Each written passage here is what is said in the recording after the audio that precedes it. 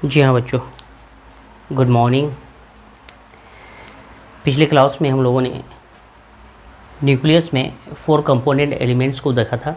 First component elements हमारा था nuclear envelope. आज सेकंड कंपोनेंट एलिमेंट्स को देखेंगे, जिसको हम लोग क्या बोलते हैं, न्यूक्लियोप्लाज्म बोलते हैं। Second component elements nucleoplasm. ये न्यूक्लियोप्लाज्म न्यूक्लियस के अंदर का जो लिक्विड सब्सटेंस था उसको बोला जाता है। ये लिक्विड सब्सटेंस को क्या बोला जाता है, न्यूक्लियोप्लाज्म बोला जाता है। एनपी मैंने लिखा न्यूक्लियोप्लाज्म। तो आज का कंपोनेंट एलिमेंट्स न्यूक्लियस का जो होगा न्यूक्लियोप्लाज्म होगा। क्या होगा, अंदर का लिक्विड सब्सटेंस। लिक्विड, इसको हम लोग न्यूक्लियर सेप या फिर कैरियोलिम्फ बोलते हैं। लिम्फ लिक्विड फॉर्म्स को बोलते हैं, सेप वैक्यूलर सॉल्यूशन को जैसे बोलते हैं उस तरह से। तो न्यूक्लियोप्लाज्म के अंदर भी इस तरह से लिक्विड सब्सटेंस है, सॉल्यूशन है, जिसको हम लोग क्या बोलते हैं, ऑल्सो कोल्ड, क्या क्या बोलते हैं न्यूक्लियोप्लाज्म को, न्यूक्लियर सेप या फिर कैरियोलिम्फ बोलते हैं। न्यूक्लियर सेप या फिर इसको हम लोग कैरियोलिम्फ बोलते हैं, कैरियोलिम्फ बोलते हैं।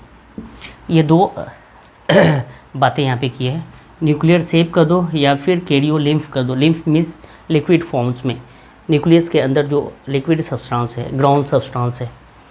डिस्कवर्ड की अगर बात करें न्यूक्लियोप्लाज्म को, सबसे पहले किसने डिस्कवर्ड किया, स्ट्रासबर्गर एक साइंटिस्ट था। Discovered by Strasburger. Strasburger discovered किया था न्यूक्लियोप्लाज्म को फर्स्ट टाइम। ये प्रोटोप्लाज्म का कौन सा पार्ट है, protoplasm A part of protoplasm bounded by nuclear membrane envelope के थ्रू। प्रोटोप्लाज्म, न्यूक्लियोप्लाज्म, साइटोप्लाज्म और न्यूक्लियोप्लाज्म को बोलते हैं ना, बट ये न्यूक्लियर मेम्ब्रेन के अंदर जितना बाउंड है उसी को हम लोग न्यूक्लियोप्लाज्म बोलते हैं। इसके बाहर जो लिक्विड सब्सटेंस है उसको हम लोग क्या बोलते हैं, साइटोप्लाज्म बोलते हैं। क्या बोलते हैं, cytoplasm. Discovered by Strasburger, a part of protoplasm. क्या बोलते हैं, a part of protoplasm bounded by nuclear envelope. Nuclear envelope के थ्रू जितना प्रोटोप्लाज्म बाउंड है उसको हम लोग न्यूक्लियोप्लाज्म बोलते हैं। क्लियर है। ये जो न्यूक्लियोप्लाज्म है मेनली क्या है, प्रोटीनेशियस है with some other chemicals. Other chemicals में क्या क्या आता है अभी हम लोग देखेंगे। तो मेनली प्रोटीनेशियस होता है ये जो न्यूक्लियोप्लाज्म होता है, अंदर का जो लिक्विड सब्सटेंस होता है मेनली क्या होता है, प्रोटीनेशियस।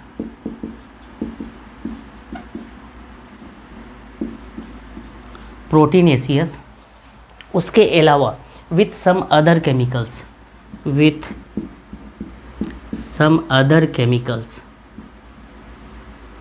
कुछ अदर केमिकल्स भी होती है, some other chemicals. Some other chemicals में अगर बात करें केमिकल्स में, तो क्या क्या न्यूक्लियोप्लाज्म के अंदर अदर केमिकल्स होता है, राइबो न्यूक्लियोप्रोटीन होता है, एंजाइम्स होता है, राइबो न्यूक्लियोप्रोटीन, उसके अलावा एंजाइम्स होता है। एंजाइम्स में दो तरह के एंजाइम्स होते हैं, आरएनए पॉलीमेरेज हो सकता है, डीएनए पॉलीमेरेज हो सकता है, डीएनए पॉलीमेरेज, और दूसरा जो हो सकता है आरएनए पॉलीमेरेज। ये दो तरह के यहाँ पे एंजाइम्स होंगे। उसके अलावा यहाँ पे न्यूक्लियोटाइड्स होंगे, यूनिट ऑफ न्यूक्लिक एसिड जिसको बोलते हैं, वह भी यहाँ पे होंगे न्यूक्लियोटाइड्स। किसको न्यूक्लियोटाइड्स बोलते हैं, unit of nucleic acid, NMM कर दूँ। न्यूक्लिक एसिड का जो यूनिट होता है उसको हम लोग न्यूक्लियोटाइड बोलते हैं। न्यूक्लियोटाइड मिल के न्यूक्लिक एसिड का फॉर्मेशन करता है।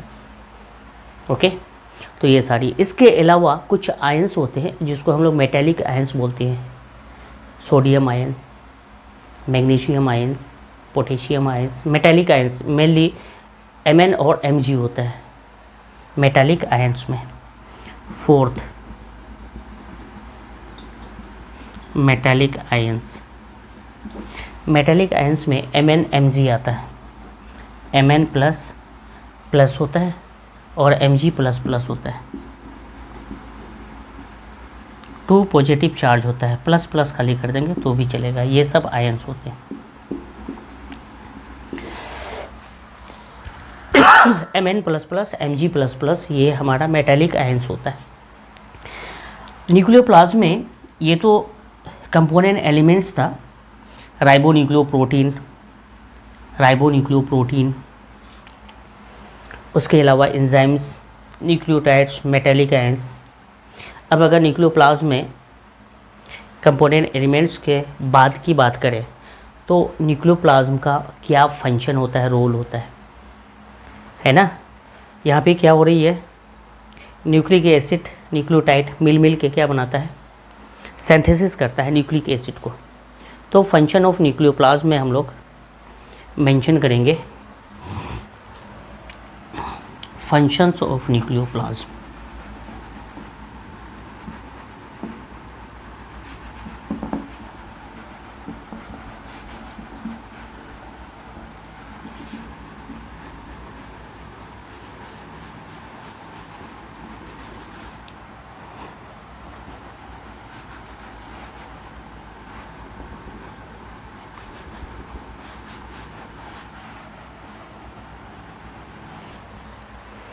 तो यहाँ पे हम लोग फंक्शन ऑफ न्यूक्लियोप्लाज्म पढ़ेंगे। ऑफ न्यूक्लियोप्लाज्म, फर्स्ट फंक्शन यहाँ पे न्यूक्लियोप्लाज्म में एक्चुअली क्या होता है, न्यूक्लिक एसिड का सिंथेसिस होता है। Site of synthesis of nucleic acid, site of synthesis of nucleic acid. Nucleic acid में डीएनए आरएनए आता है। यहाँ पे हम लोगों ने देखा यूनिट ऑफ न्यूक्लिक एसिड में डीएनए एंड आरएनए, ये जेनेटिक मटेरियल्स है न्यूक्लिक एसिड। यहाँ पे ये बनता है site of synthesis of nucleic acid. Okay, और ये जो न्यूक्लियोप्लाज्म है ये एक्चुअली क्रोमेटिन फाइबर्स को सपोर्ट प्रोवाइड करता है। न्यूक्लियोप्लाज्म एक तरह से उसको बैलेंस करके सपोर्ट करके रखता है, प्रोवाइड सपोर्ट। दूसरा फंक्शन प्रोवाइड सपोर्ट, किसको सपोर्ट देता है, to the chromatin and nucleolus, chromatin fibres को, to the chromatin fibres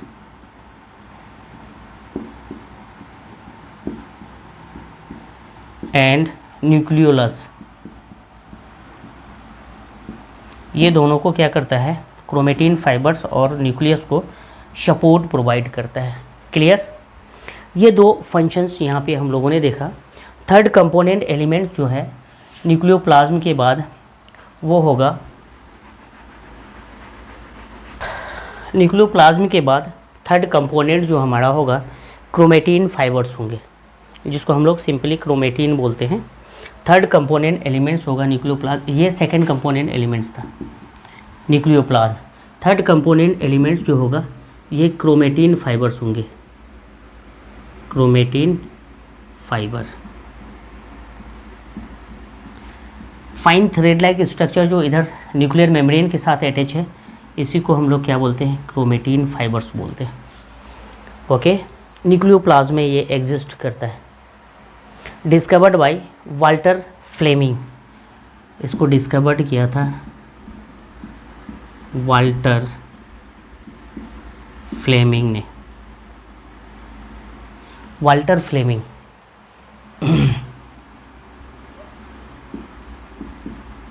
Walter Fleming ने इसको डिस्कवर्ड किया था। ये जेनेटिक मटेरियल्स है, विजिबल होता है ओनली इंटरफेज में। सेल साइकिल को देखेंगे तो दो फेजेज़ आता है, माइटोटिक फेज़ और डिवीज़न फेज़। यहाँ से लेके यहाँ तक बोलते हैं इस कंपार्टमेंट को माइटोटिक या फिर डिवीज़न फेज़, और इस पूरे पार्ट को बोलते हैं इंटरफेज़, आई फेज़ भी बोलते हैं, इंटरफेज़ या फिर आई फेज़। यहाँ पे ये विजिबल नहीं होता है, विजिबल ओनली क्रोमेटिन फाइबर्स है ना, यहाँ पे क्रोमोसोम नज़र आता है, यहाँ पे क्रोमेटिन फाइबर्स है ना, पानी में घुला हुआ होता है एक तरह से, न्यूक्लियोप्लाज्म में घुला हुआ, यहाँ पे ये क्रोमोसोम में कन्वर्ट होता है, कंडेंसेशन होती है इस एरिया में। प्रोफेज मेटाफेज, मेटाफेज में सबसे ज़्यादा कंडेंसेशन होती है क्रोमेटिन फाइबर्स का। तो यहाँ पे ये जो क्रोमेटिन फाइबर्स है ये सेल साइकिल में इंटरफेज में सिर्फ नज़र आएगा, visible only at interphase, visible only at interphase, I phase में ओनली नज़र आएंगे, इसको हम लोग लिखते हैं I phase, interphase, I phase, visible only at. यहाँ पे chromatin fibres, fine thread like structure नज़र आएंगे, यहाँ पे क्रोमोसोम नज़र आएगा, एम फेज़ या फिर डिवाइडिंग फेज़, डिवीज़न फेज़ बोलते हैं, माइटोटिक फेज़ या फिर डिवीज़न फेज़ बोलते हैं। यहाँ पे कंडेंसेशन ये क्रोमेटिन फाइबर्स का क्रोमोसोम में हो जाएगा, तो यहाँ पे विजिबल होगा क्रोमोसोम, और इस एरिया में विजिबल होगा सिर्फ chromatin fibres. Okay, coloured stain part होता है, क्रोमेटिन क्रोमा से आया है, coloured body, chromosome coloured body, soma body. तो ये जो हम लोग विजिबल ओनली एट की बात कर रहे हैं क्रोमेटिन फाइबर्स का इंटरफेज में, ये coloured stain thread like structure होता है, coloured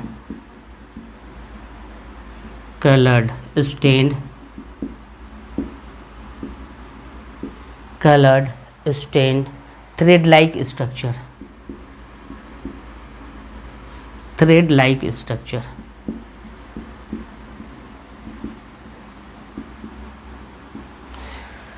stain thread like structure generally disperse in peripheral part of nucleoplasm. Peripheral part में ये एक्चुअली क्रोमेटिन फाइबर्स डिस्पर्स्ड होता है, क्या बोलेंगे, generally dispersed like structure, generally dispersed इन पेरिफेरल पार्ट,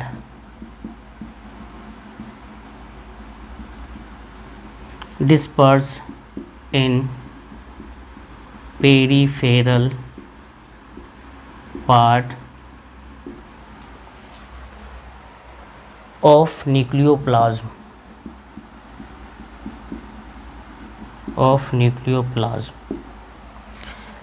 कैसा structure है, कलर्ड स्टेन, जो कलर्ड हो जाए, thread like structure, generally disperse होता है पेरीफेरल पार्ट ऑफ न्यूक्लियोप्लाज्म। इस तरह से न्यूक्लियस को हमेशा पेरीफेरी के साथ अटैच करते हैं, तो इस तरह से coloured stain thread like structure है क्रोमेटिन फाइबर्स।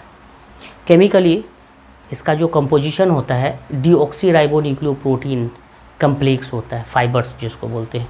केमिकली ये जो होता है एक्चुअली क्रोमेटिन फाइबर्स, ये डीऑक्सीराइबोन्यूक्लियोप्रोटीन्स होता है, जिसमें दो कंपोनेंट होते हैं, डीएनए और प्रोटीन, है ना। केमिकली क्या होता है, केमिकली डीऑक्सीराइबोन्यूक्लियोप्रोटीन कम्प्लेक्स होता है, डीऑक्सीराइबोन्यूक्लियोप्रोटीन कम्प्लेक्स,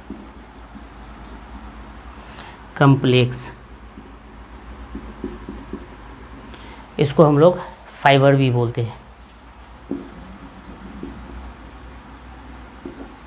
इस तरह से डीऑक्सीराइबोन्यूक्लियोप्रोटीन कम्प्लेक्स होता है, डीएनए जिसको बोलते हैं, और उसके साथ प्रोटीन का कम्बिनेशन होता है, deoxyribonucleoprotein, DNA plus protein, deoxyribonucleo that means DNA, protein, deoxyribonucleoprotein complex. Chemical composition इसका होता है DNA plus proteins consist of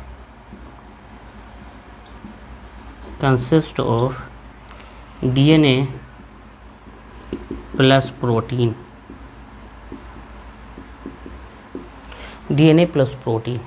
okay, ये यहाँ पे क्रोमेटिन फाइबर्स को हमने मेंशन किया। ओके, नेक्स्ट हम लोग जो है दो तरह के क्रोमेटिन का डिस्कस करेंगे, हेटेरोक्रोमेटिन एंड यूक्रोमेटिन। तो यहाँ पे स्ट्रक्चर के थ्रू समझने की कोशिश करते हैं। ओके, स्ट्रक्चर के थ्रू ना समझना है। ये nuclear membrane, double membrane bound cell organelle मैंने बोला था, इस तरह से double membrane bound cell organelle होती है। आउटर मेम्ब्रेन इस तरह से इंडोप्लाज्मिक रेटिकुलम का फॉर्मेशन किया था, लेकिन इनर मेम्ब्रेन इस तरह से क्या था, न्यूक्लियर लैमिना से बना हुआ था, जो कि स्ट्रेंथ प्रोवाइड करता था इनर मेम्ब्रेन को। प्रोटीन फाइबर्स का ये बना हुआ था, और इसी के एक छोर में क्रोमेटिन फाइबर्स का अटैचमेंट होता है। इस तरह से क्रोमेटिन फाइबर्स का अटैचमेंट होता है। एक एंड किधर होता है, इनर मेम्ब्रेन के साथ न्यूक्लियर मेम्ब्रेन में न्यूक्लियर लैमिना है, अटैच होता है। इस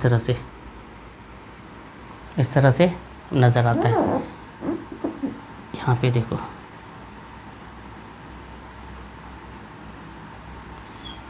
दो तरह का स्ट्रक्चर नज़र आता है क्रोमेटिन फाइबर्स में। एक जो है ज़्यादा घुचपुचा गया है, कंडेंस हो गया है। जैसे टॉयल को हम लोग जब पानी निकालते हैं धोने के बाद, निचोड़ते हैं, तो कुछ कुछ पोर्शन पे गांठ आ जाती है। रस्सी में जैसे ट्विस्ट करते हैं, पाक देते हैं, तो वहाँ पे इस तरह से कहीं कहीं घुरपुच्चा जाता है।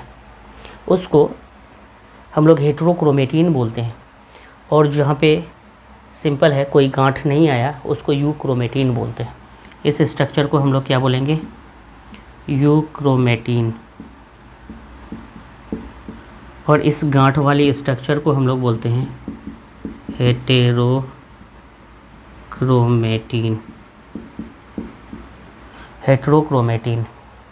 Euchromatin and हेटेरोक्रोमेटिन। ये जो हेटेरोक्रोमेटिन होता है डीप कलर होता है। कैसा कलर होता है, डीप कलर। इसका कलर कैसा होता है, डीप कलर होता है। और इसका कलर यूक्रोमेटिन का कैसा होता है, लाइट कलर होता है। इसका लाइट कलर होता है। तो इस तरह से इनर मेम्ब्रेन के साथ इस तरह से क्रोमेटिन फाइबर्स दो डिफरेंट फॉर्म्स में इस तरह से अटैच होता है। जहाँ पे गांठ बनती है उसको हेटेरोक्रोमेटिन बोलते हैं, और जहाँ पे गांठ नहीं बनता है उसको यूक्रोमेटिन बोलते हैं। दोनों को डिफ्रेंशिएट करने की ज़रूरत है, समझने की ज़रूरत है।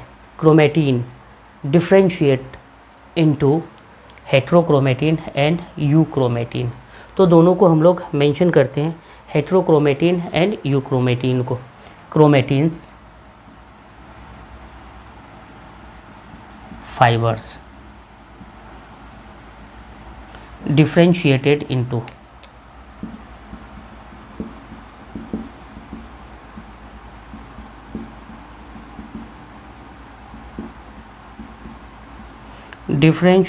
into chromatin fibres two forms में है। एक तो है हेटेरोक्रोमेटिन और एक है euchromatin.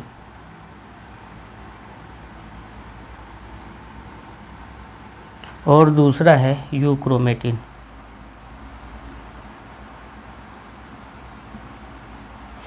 हेटेरोक्रोमेटिन, euchromatin.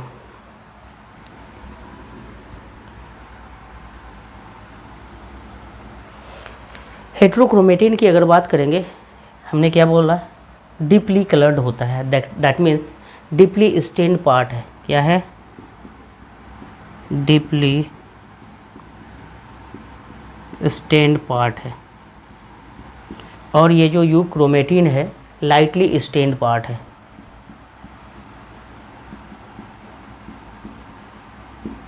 Lightly stand part है।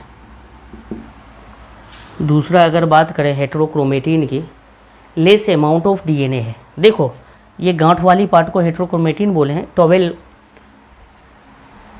धोने के बाद जब निचोड़ते हैं, जिस जगह पे गांठ बनती है वहाँ पे क्या होता है, पानी ज़्यादा निकलता है। और जिस जगह पे गांठ नहीं बनी है उस जगह से पानी कम निकलता है जब ट्विस्ट करते हैं, पाक देते हैं तो। दैट मीन्स यहाँ पे बहुत ज़्यादा ट्विस्ट हुआ है, अंदर से पानी निकल गया, दैट मीन्स डीएनए बाहर निकल गया, पानी जस्ट लाइक डीएनए बाहर चला गया।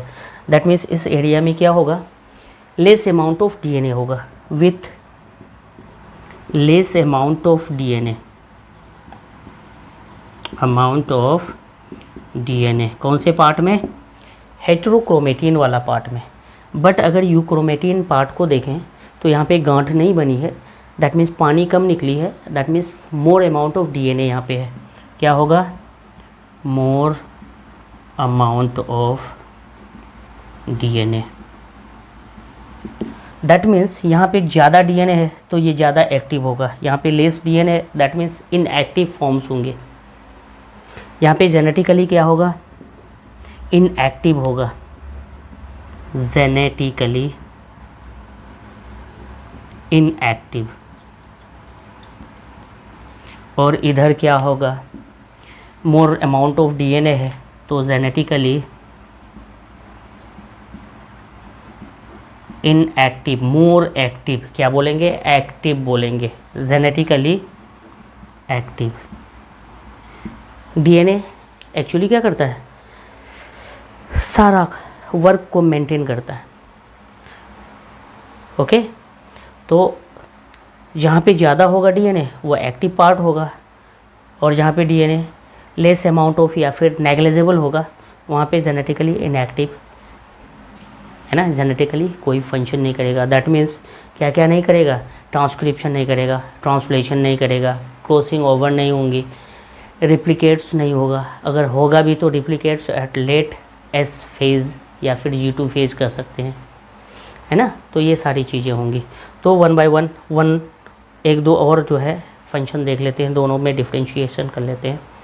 तो इस तरह से यहाँ पे जेनेटिकली इनएक्टिव हेट्रोक्रोमेटिन्स होगा और जेनेटिकली एक्टिव यूक्रोमेटिन्स होगा। लेस अमाउंट ऑफ डीएनए या फिर negligible amount of DNA, more amount of DNA active, DNA that means active. Genetically inactive कहने का मतलब नो ट्रांसक्रिप्शन,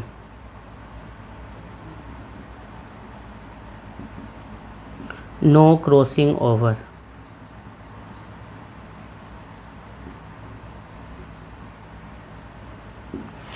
ये सब चीज़ें यहाँ पे नहीं होंगी। ओके, और अगर जेनेटिकली एक्टिव होगा तो क्या क्या होगा, ट्रांसक्रिप्शन होगा, क्रॉसिंग ओवर होंगे, क्या होगा, ट्रांसक्रिप्शन होगा यहाँ पे,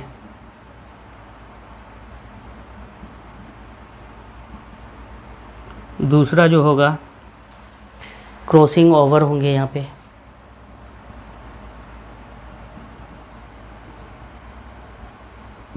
क्रॉसिंग ओवर होगा, ट्रांसक्रिप्शन होगा। यहाँ पे रिप्लिकेशन होती है, कम अमाउंट ऑफ है, तो रिप्लिकेट जो होता है लेट एस फेज में या फिर G2 फेज़ में होता है, लेकिन यहाँ पे जो रिप्लिकेशन होती है अर्ली एस फेज़ में होता है, वो भी बात कर देते हैं। ये कहाँ पे होती है, रिप्लिकेट्स होती है एस फेज़ में, रिप्लिकेशन कहाँ पे होती है, रिप्लिकेशन एस फेज़ में, या फिर कहाँ पे होता है, लेट एस फेज़ में, यहाँ पे याद रखना लेट एस फेज़ में, या फिर G2 फेज़ में, किसमें, सेकेंड ग्रोथ फेज़ में। और ये जो रिप्लिकेट्स करता है लेट एस फेज़ में, सॉरी अर्ली एस फेज़ में, रिप्लिकेट्स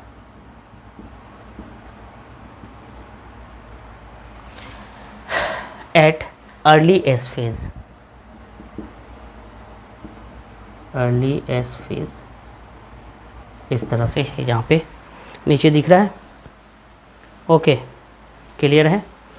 तो ये सारी चीज़ें होती है हेट्रोक्रोमेटिन और यूक्रोमेटिन। इसमें रिप्लिकेशन एस फेज़, डबलिंग होती है एस फेज़ या फिर G2 फेज़ में हेट्रोक्रोमेटिन का, और यहाँ पे ये लेट फेज़ में और ये अर्ली फेज़ में यूक्रोमेटिन का रिप्लिकेशन होता है। ओके, इस तरह से हम लोगों ने देखा function of chromatins.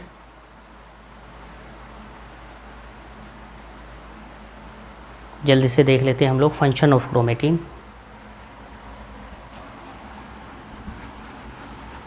Okay, function of chromatin.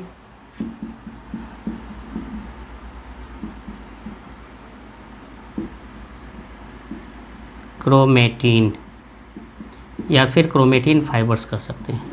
Function of chromatin, फटाफट देखते हैं क्या क्या फंक्शन है क्रोमेटिन का। एक्चुअली क्रोमोसोम है, कंडेंसेशन होता है एम फेज़ या फिर डी फेज़ में, तो ये क्रोमोसोम का फॉर्मेशन करता है। तो क्रोमेटिन फाइबर्स है, ये कंट्रोल करता है मेटाबॉलिज्म और जितनी भी अदर एक्टिविटीज़ होती है, controls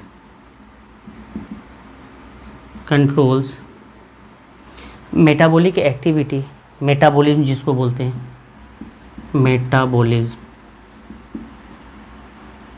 and all other activities and all other activities, ये सारी चीज़ें होती है कंट्रोल्स मेटाबॉलिज्म। मेटाबॉलिज्म में हम लोग बात करते हैं एनाबॉलिज्म और कैटाबॉलिज्म का। फोटोसिंथेसिस एनाबॉलिज्म प्रोसेस है, और रेस्पिरेशन की अगर बात करें तो कैटाबॉलिक प्रोसेस होता है। इसको कंट्रोल कौन करता है? क्रोमेटिन फाइबर्स या फिर क्रोमेटिन सिंपली कह सकते हैं। दूसरा फंक्शन हम लोग देखेंगे क्रोमेटिन्स का, ये क्रोमोसोम का फॉर्मेशन करता है during cell division. Formation of chromosome during cell division,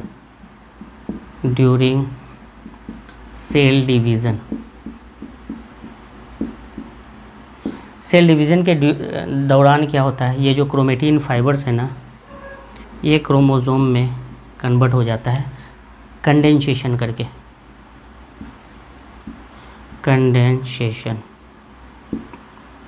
condensation करके इस तरह से क्रोमोसोम में कन्वर्ट होता है ड्यूरिंग सेल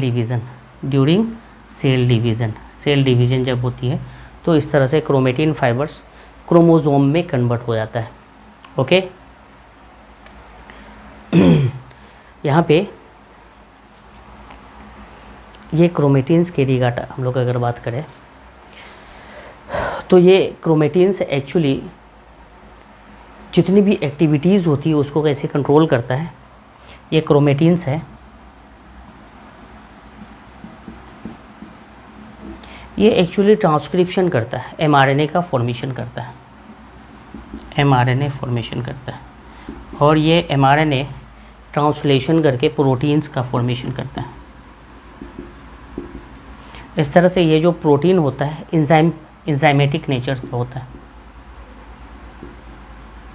एंजाइम फॉर्म्स में होता है, एंजाइमेटिक नेचर का। यही एंजाइम्स क्या करता है, जितने भी हमारे बॉडी के अंदर मेटाबॉलिज्म होती है, मेटाबॉलिक एक्टिविटी, बायोकेमिकल चेंजेस या फिर रिएक्शन जिसको बोलते हैं, जिसको मेटाबॉलिज्म बोलते हैं, वो ये protein just like enzymes function करता है।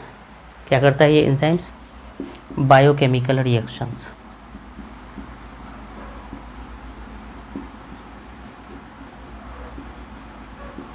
बायोकेमिकल रिएक्शन जिसको हम लोग क्या बोलते हैं? मेटाबॉलिज्म बोलते हैं।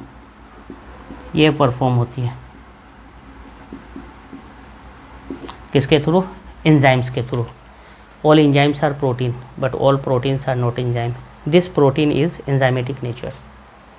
तो यहाँ पे क्रोमेटिन्स इस तरह से ट्रांसक्रिप्शन करेगा, एमआरएनए का फॉर्मेशन करेगा, ट्रांसक्रिप्शन, इस तरह से ट्रांसक्रिप्शन होगी, एमआरएनए प्रोटीन का फॉर्मेशन करेगा, यहाँ पे प्रोसेस होगी translation. That means mRNA form from chromatin fibers. Process is called transcription. Transcription is a process by which mRNA is formed from chromatin fibers, and translation is a process by which protein is formed from messenger RNA. ये जो transcription होती है इन nucleoplasm and the translation is happen in cytoplasm. तो ये जो mRNA है nucleoplasm में formation होता है डीएनए क्रोमेटिन फाइबर्स में डीएनए एमआरएनए बनाता है। एमआरएनए साइटोप्लाज्म में आ जाता है न्यूक्लियर पोर के थ्रू और बाहर आके इस तरह से प्रोटीन बनाता है। प्रोटीन एंजाइमेटिक फॉर्म्स में होता है और ये बायोकेमिकल रिएक्शंस करवाता है। ओके, तो ये सारी चीज़ें होती हैं। नेक्स्ट क्लास में हम लोग देखेंगे क्रोमेटिन फाइबर्स वर्सेस क्रोमोजोम, या फिर कह सकते हैं chromatin versus chromosome. Next chromatin versus chromosome. Okay बच्चों, थैंक यू।